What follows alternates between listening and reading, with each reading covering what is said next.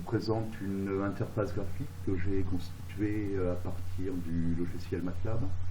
MATLAB, c'est un logiciel de calcul mathématique très puissant, très rapide, travaille sur la base de matrices. Toutes les variables sont enregistrées dans des matrices.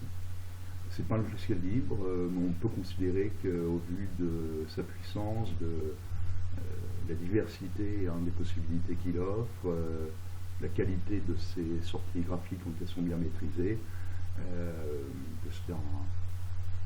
qu'il est vendu à un coût raisonnable.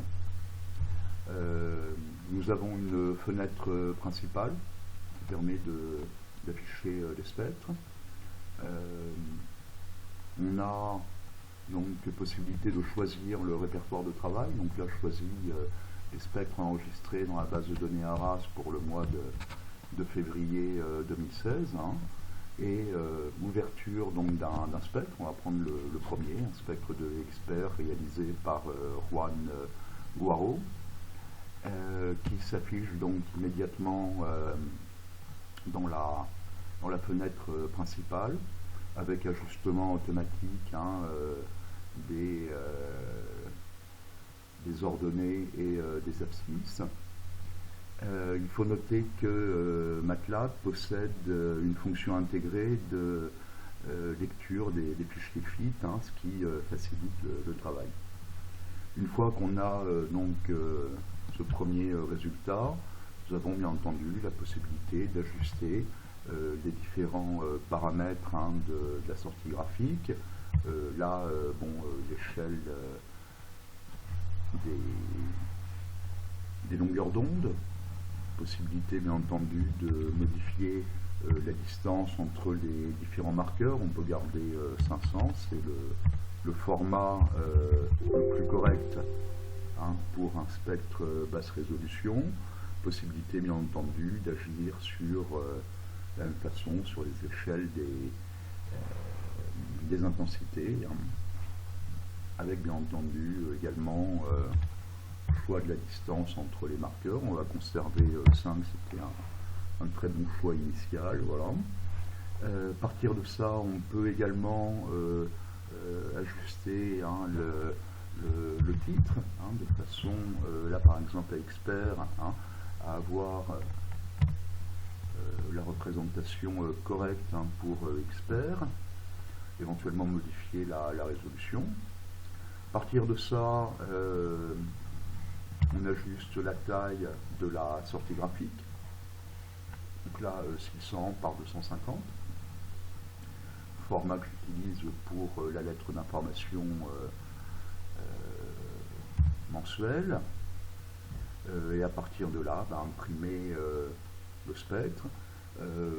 J'ai une sortie là que j'ai choisie avec deux fichiers, un fichier en PNG et l'autre en PostScript pour pouvoir l'intégrer directement dans la lettre d'information mensuelle. Voilà, le spectre imprimé apparaît à l'écran. On peut ouvrir le fichier PostScript qui a été créé, donc c'est celui-là.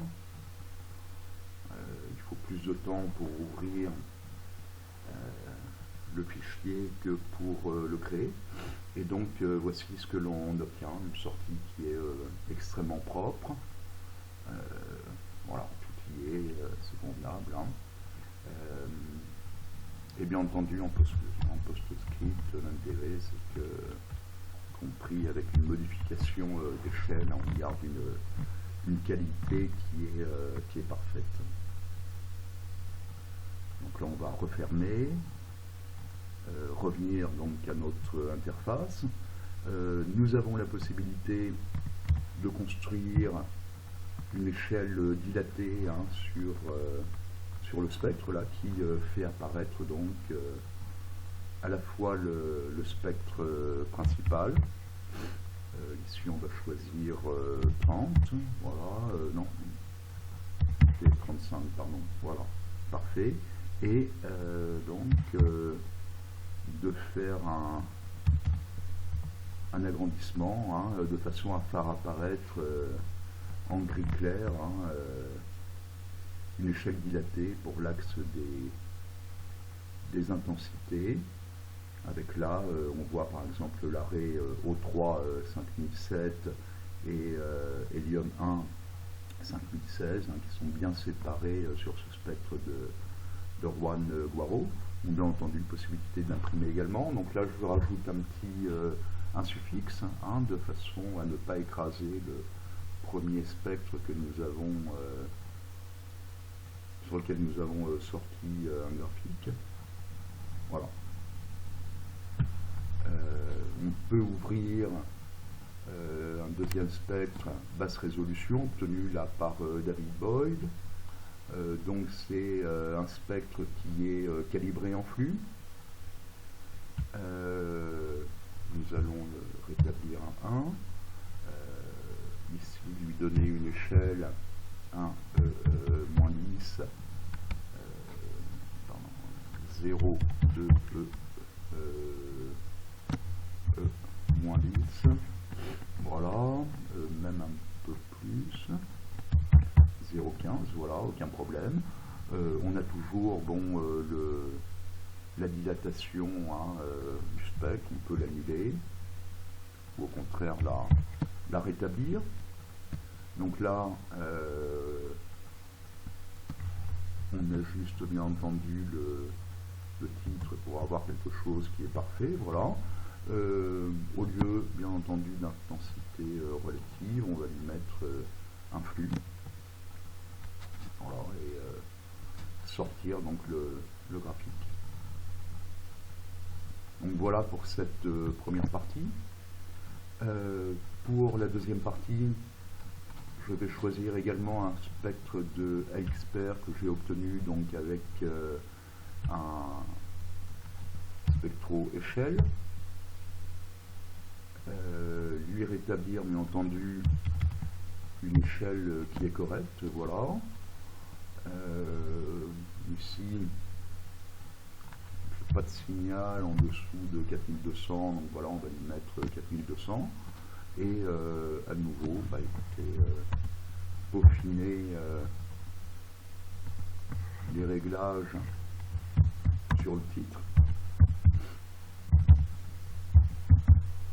de façon à avoir quelque chose de correct. Voilà. Donc même chose, on peut l'imprimer. À partir de ce spectre échelle, on va passer à la partie basse en fait, dans lequel on a un travail individuel sur chacune des raies. Donc les raies apparaissent dans ces fenêtres. On choisit la raie sur laquelle on veut travailler à partir d'une liste. Cette liste renferme les raies les plus classiques observées dans des étoiles symbiotiques. On pourrait bien entendu, par option, faire différents types de listes en fonction, différentes listes en fonction des différents types d'objets. Là, je fais apparaître par exemple l'arrêt de l'oxygène neutre. On va revenir sur H-alpha. Voilà, donc la première fenêtre, c'est une représentation de l'arrêt en fonction des longueurs d'onde.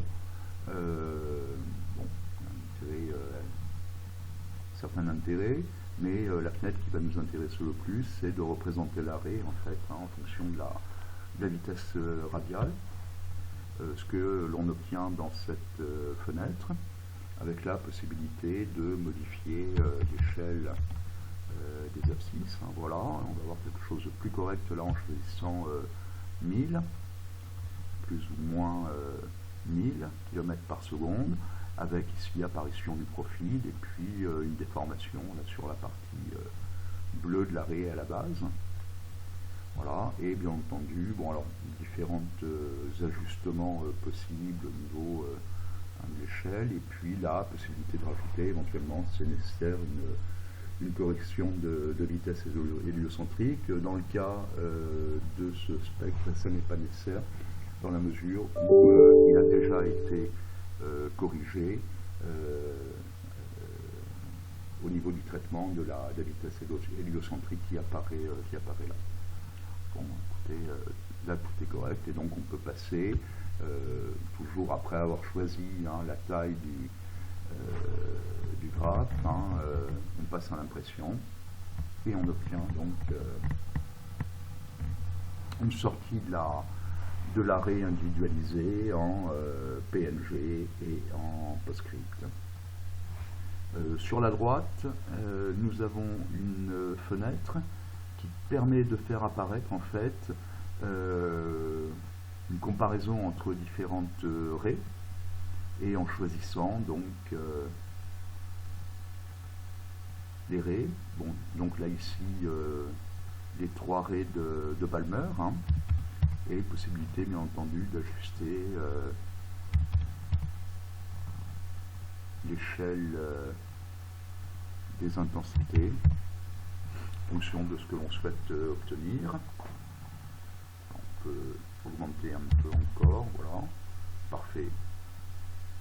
Et donc faire une sortie graphique de cette comparaison des différents traits, hein, tout étant exprimé au niveau des abscisses, bien entendu, en vitesse radiale, et puis avec normalisation, hein, dans une zone du spectre où il y a où le continuum est peu déformé. Voilà. On en termine par cette fenêtre où là on a un début, hein, de traitement, de mesure et d'analyse des raies. Donc là on est toujours donc sur H alpha. Donc la raie apparaît là avec une dilatation, hein, importante, hein, de l'échelle des intensités, de façon à avoir un aspect du continuum, hein, qui permet de travailler de façon assez fine dessus. La ligne rouge, hein, est une interpolation du continuum dont on peut modifier la position au mieux à l'aide de ces curseurs, hein, droite et gauche, hein, de façon à aller essayer de chercher, hein, la meilleure représentation du continuum, ce qui est assez difficile sur les étoiles symbiotiques, hein. On a un continuum composite avec notamment influencé par le pseudo-continuum de l'étoile géante, et c'est un travail en fait assez délicat. Une fois que l'on a obtenu ce continuum, écoutez, on déplace ici ces 2 barres verticales qui constituent en fait qui représentent le domaine d'intégration. Voilà, donc voilà, là c'est quelque chose d'assez correct. Chercher un peu plus loin. Donc apparaît dans les fenêtres de résultats ici l'intensité max de l'arrêt, hein, calculée bien entendu par rapport au continuum qui a été interpolé, hein, par cette droite, la valeur, hein, pour laquelle on a l'intensité max, son décalage, hein, par rapport à la valeur de référence, hein, de la longueur d'onde de référence de l'arrêt au repos, hein, donc là avec un déplacement vers le bleu qui est assez significatif, hein, pour cette étoile-là, de près d'une centaine de kilomètres par seconde, et une mesure de la valeur équivalente. Là ici, possibilité de déplacer une droite verticale, hein, pour essayer d'apprécier donc différentes particularités de l'arrêt. Donc là c'est assez intéressant d'aller voir ce qui concerne la vitesse maximale, hein, par l'arrêt, donc la proximité là, de l'étoile chaude en fait, hein, qui constitue la binaire symbiotique, hein, avec donc une vitesse d'expansion, hein, maximale d'environ 1400 km/s. Là c'est une appréciation, bon, qu'on peut ensuite renseigner dans un tableau. Bon, toutes ces valeurs pourront être après transférées automatiquement dans un tableau. Et à signaler également que MATLAB possède une interface avec Excel, hein, ce qui permet également de travailler après sur les résultats obtenus. Voilà. Bon, cette partie-là, mesure, analyse, hein, on est à ces tout début, mais on pourra aller bien entendu beaucoup plus loin en rajoutant des feuilles supplémentaires sur notre interface graphique, au niveau des mesures, et puis également du traitement time series. Donc là, je ne vais pas développer là, parce que c'était déjà un quart d'heure. Et bon, je n'hésiterai pas à montrer ce qu'on peut obtenir avec d'autres traitements, les comparaisons de spectres ou du time series, etc. Voilà, écoutez, merci pour votre attention. Et puis, pour tous ceux que ça intéresse, eh bien, on peut ouvrir une discussion et puis essayer de travailler en commun au développement de ces outils, à partir d'un logiciel qui est vraiment puissant, un peu délicat au niveau de la programmation. Là, il souffre d'aucune erreur, mais je pense que c'est extrêmement intéressant pour le travail qu'on a à faire.